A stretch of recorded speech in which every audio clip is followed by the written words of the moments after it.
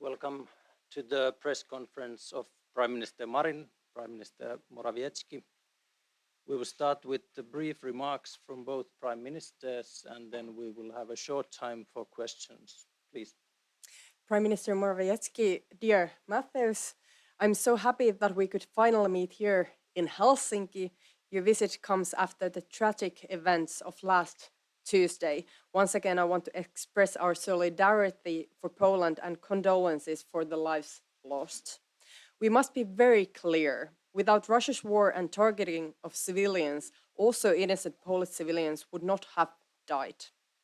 As we discussed today, we need to do everything we can so that Ukraine prevails. Poland is doing once again more than its part. You are not only giving weapons, helping displaced people from Ukraine and making humanitarian effort, you're also helping others to help Ukraine. Finland does its part too. This week we made the decision to deliver our 10th package of weapons and military equipment to Ukraine. This is the largest delivery up to date of the value of some 55 million euros. More will come. Our message is we will do whatever it takes. We discussed today also means to hold Russia accountable. Russia sees that it can violate international law with total impunity without any concerns about human suffering. We must find ways to make Russia pay for the damages it has caused. The atrocities and crimes committed in Ukraine by Russia will not go unpunished. We also discussed the future membership of Finland and Sweden in NATO. Here as well, I want to thank Poland. You have supported us through the ratification process. With the fast ratification of our NATO membership, Poland has shown also leadership for others. Still, ratification remains. We discussed ways to find coordinated and common solutions to the problems of the energy market as well. We have common interest in forest policy and so many other important areas. There is a lot of potential for more cooperation among us on the EU agenda. So thank you so much for your visit, Mateusz, and now the floor is yours. Thank you very much, Madam Prime Minister. Dear Sanna, thank you for your invitation. First of all, I have to emphasize that our countries may lie on opposite sides of the Baltic Sea, but we speak with one voice when it comes to the geopolitical threats, in particular what is happening in Russia, in Ukraine. Both our countries are frontline states against Russia. This is a challenge that cannot be met alone. Recent days have proved that Europe is more united than ever. For the first time, the shockwave of war has reached the territory of the European Union. For 9 months, Russia opened chapter after chapter of its brutal onslaught, shelling hospitals and kindergartens, murdering prisoners of war, and killing civilians. On November 15th, Russia launched a massive missile attack on Ukraine. As a result, 2 Polish citizens were killed. Russia bears full responsibility for this tragic event.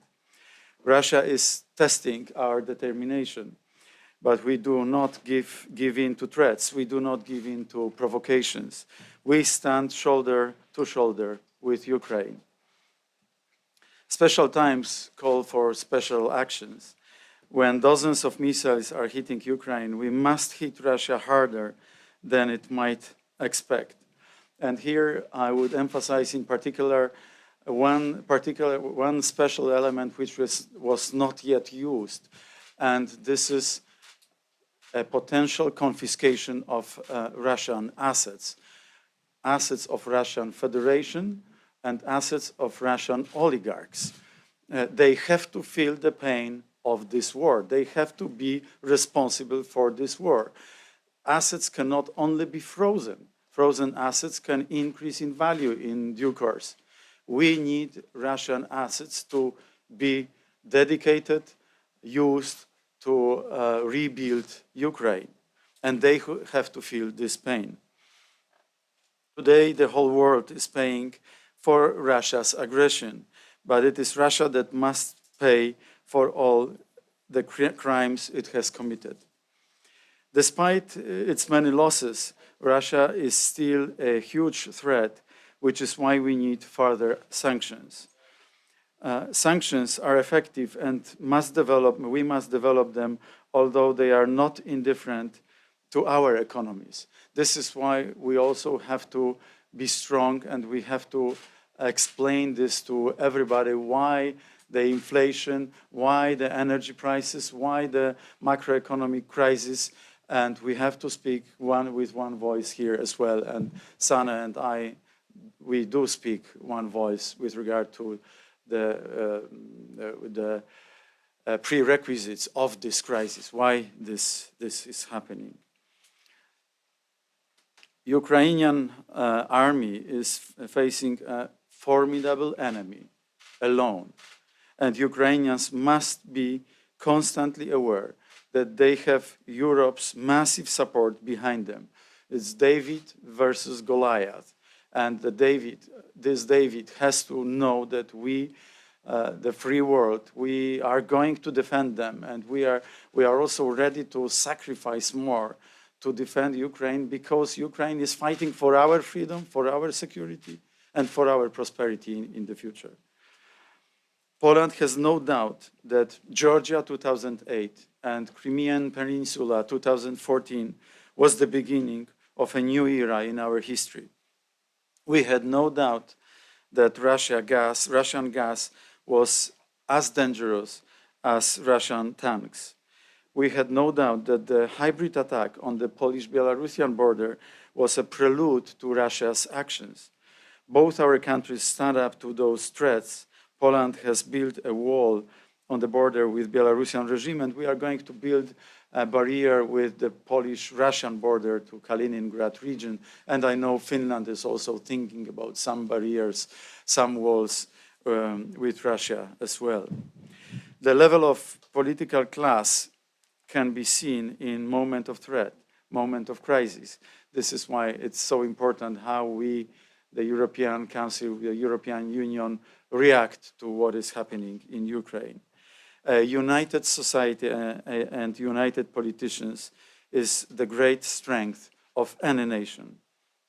The security of our border is not a local issue. It has a global dimension. NATO is the most powerful defense alliance in history, but the strength rests on the strength and solidarity of all the states. And this is why it's so important that Sweden and Finland joins NATO so quickly, and we fully support your efforts in joining NATO, Sanna, and we will do utmost to convince all those who have not yet ratified their legislation about Finland's accession to NATO. The Russians want to break the Ukrainians in order to open the way to Europe. So the Russian bear was stopped by the Ukrainians, but we need to weaken this bear so it cannot lift its paw. Time is not our ally, so we must act quickly, both on sanctions and on support for Ukraine.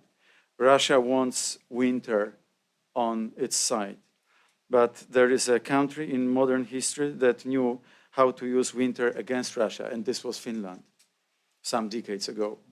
The Finns understand the Eastern threat much better than Western countries, and I believe that they know how to unite against it. I therefore thank you, Madam Prime Minister, so much for being partners in this fight for Europe's security, in this fight for Europe's future. We must fend off Russian threats and cruelty once and for all. We can do this only when we are united and if we are focused on key geopolitical risks and dangers, and all the secondary issues of yesterday are put aside. Together we are stronger, and together we are safer, and together we can achieve more. Thank you, Sanna. Thank you. We move on to questions, please. Hi, my name is Karol Darmoros. I'm from the Polish radio. So, a question to Prime Minister Marin, following NATO's Secretary General visit to Turkey and your government talks with Ankara. Do you see any potential breakthrough regarding Finnish accession to NATO? And to Prime Minister Morawiecki, do you plan to talk with Prime Minister Orban to speed up the ratification process? Thank you. Thank you for the question. There is yet 2 countries remaining of the ratification. Those are Hungary and Turkey. And of course, we are discussing both countries and wishing for very fast ratification. Hungary has before said that they will ratify this year. Now there is some questions, will this happen this year or early next year? But of course we hope that Hungary will ratify Finland and Sweden's NATO application as soon as possible. We're also discussing with Turkey, and Turkey has said also out loud publicly that they don't have that many issues with Finland, but some concerns when it comes to Sweden. But from our perspective, it's also very important that we will enter NATO together. We applied together, so it's very important that we will also be accepted and ratified together as well, because we are sharing the same security situation. We are sharing the same security geopolitical atmosphere. So of course it will be very important that we will be accepted together. In a couple of days, Prime Minister Orban and I are going to meet in the format of Visegrad Group format. And I'm sure that together with our friends from Slovakia and the Czech Republic, we will be asking Viktor Orban for his quick ratification agreement, legislation vis-à-vis Finland and Sweden, of course, as well, because we believe that this is critically important to increase the security of eastern flank of NATO and security of our region. Next question. Finnish national broadcaster YLE Terhi Toivonen. Question for Prime Minister Morawiecki about this stray anti-aircraft missile. What new can you tell us about the investigation, and perhaps has Ukraine agreed or said that it was their missile? Well, no, not yet, and let all the prosecutors and all the experts work on this. We have invited Ukrainian experts to the investigation, and we have also invited international American NATO experts to this investigation as well. We have some evidence. We have gathered some evidence in the form of some films from the cameras of border guards, but they are not indicating with 100% certainty at where the missile was fired from. So we still have to gather new evidence, and the investigation will last for a little while. We want it to be as transparent as possible, and in particular, we want our Ukrainian friends and partners to be convinced and sure that the version is certain. So we invited their experts for this investigation too. Next question from the second row. Grzegorz Urbanek from TV Polsat. I have a question to Finnish and Polish prime ministers. I'd like to ask you about common points before the European Union summit. I ask about economic and energy issues points. And the second question, the Finnish Prime Minister, about the idea to build a border barrier on the border of Russia. Could you tell us more details about this project? Thank you. Well, if I will start about the the border. Of course, we are working together with our border guards, and they have said very clearly that they would need this kind of fence to the Finnish border to help them to surveil better the border in the future. We have had good cooperation with Russian border guards as well so far, but we are also looking at the future, and our border guards think, and our border control thinks and says that we need this kind of fence to make sure that we can surveil the whole border without any problems in the future. So we will now provide the funds to do this, and we will start building the fence next year. About the upcoming European Council meeting, I think what Mateusz previously said and what we discussed today, it's very important that we could use the funds that are now frozen from Russia and from Russian oligarchs to help Ukraine. I think it would also send a very clear signal that when Russia attacks Ukrainian critical infrastructure, they also have to pay the damages. So I think it's very important that we would find the legal solution to use these frozen assets, these frozen funds, to help Ukraine. I think there are several billion euros of frozen funds. So I think this should be our key priority, and we are in the same page with this, and I think it would be very important that the Commission would find the legal base to do this. So building on what Sanna just said, I would add to this that both Sanna and myself, we are of the same view that all the current implications to our economies, to our societies, are direct consequence of the Russian attack on Ukraine, energy crisis, and inflation because of energy crisis. And we know that we have to reply appropriately through our own domestic systems, monetary policy, financial, fiscal policy, regulatory policy, and this is our duty. We were already making some consolidation of our public finances. We are very conservative in our approach here, and we see some good results. And also the other parts of the macroeconomic policy are doing their part, regulatory policy, regulators, monetary policy, central bank, and so on. We see what the European Central Bank is doing, and we align to this accordingly. I mean Poland, because Finland is in the Eurozone. So from this point of view, we know how to react. The biggest unknown is, of course, what is going to happen in Ukraine. And this is why it's so important to stand firm on behalf of Ukraine and behind Ukraine to help them win this brutal war with Russia. And the final question. Lauri Nurmi, Iltalehti Finland. A question for Prime Minister Morawiecki. Poland has taken millions of war refugees.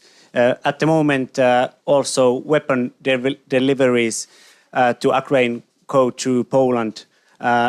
Is Poland committed to accepting war refugees and supplying weapons to Ukraine? And a question for both of you, Prime Ministers.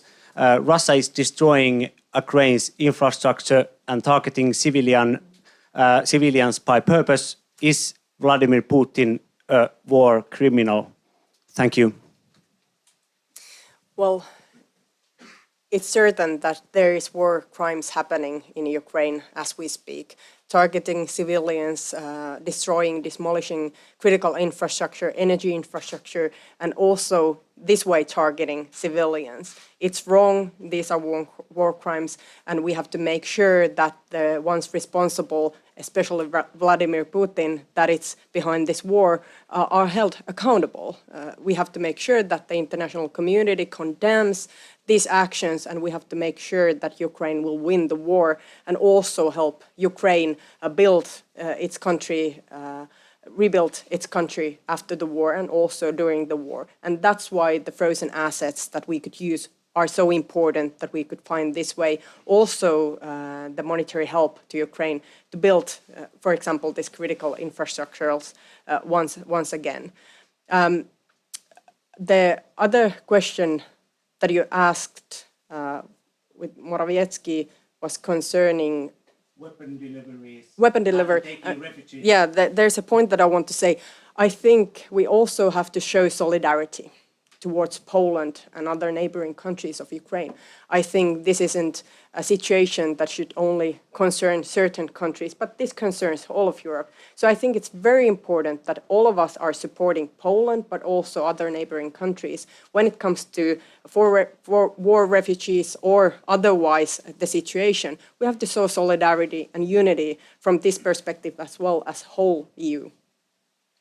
Well, like what might be the next plan of the Kremlin and Putin is to destroy all the infrastructure, public utility infrastructure, water, sanitation, energy infrastructure in particular, with his hope to actually change the mood of the public opinion and destroy the morale of the Ukrainian nation, which is so bravely defending Europe and defending its sovereignty and its territorial integrity. And our duty is to help them to counteract those attacks and to help the Ukrainian population as much as we can. Now is the question how to help them. First, through financial support so that the Ukrainian government can pay for salaries, because 30 plus million people still living in Ukraine, in Ukrainian villages, in Ukrainian cities, and they have to have money. Tax gathering in such circumstances, you can imagine, is very low.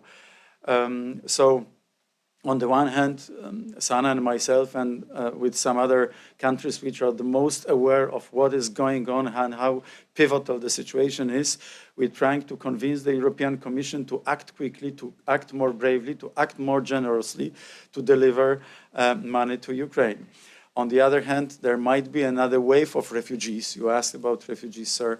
Poland has accepted and accommodated some 2 million of Ukrainian refugees. They are still living in Poland on the same footing with the Polish citizens, access to healthcare system, educational system, and so on. And we count with another wave of refugees because the winter can force people out of their homes and they can move to people.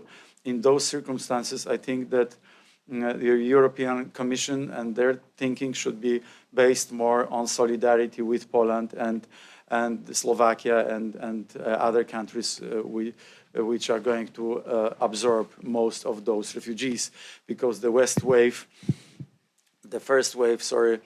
of refugees, was accommodated by Poland, but with relatively little help by the European Commission, or very little help if I compare the cost with the support.